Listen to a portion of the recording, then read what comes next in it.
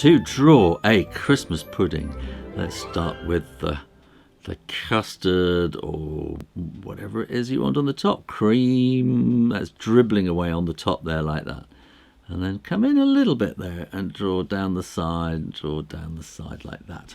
And I'm going to put this on a slightly fancy plate, so we'll have a little bit of a kind of a scalloped edge to it like that.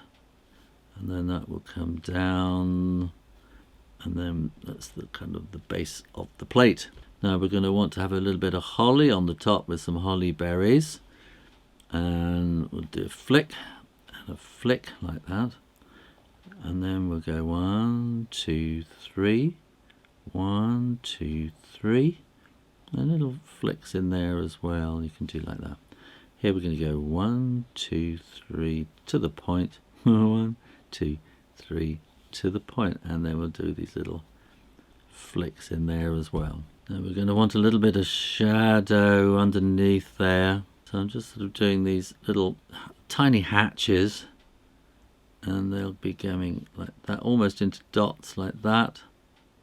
So we can maybe put some little bits in there, and then we're going to put all the raisins, plums, whatever they are, sultanas, but draw half ones right all around the edge like that, different sizes, and then you can fill in the middle, and then it kind of gets it all evenly separated around the whole of the pudding.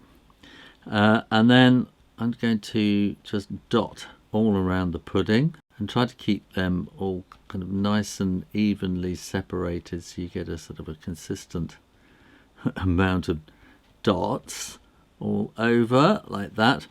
And then maybe around here, like a little line up here, this is where it's going to be a bit more shaded. I'm just going to add a few more dots, which will kind of add a bit of sort of shading to this side a bit.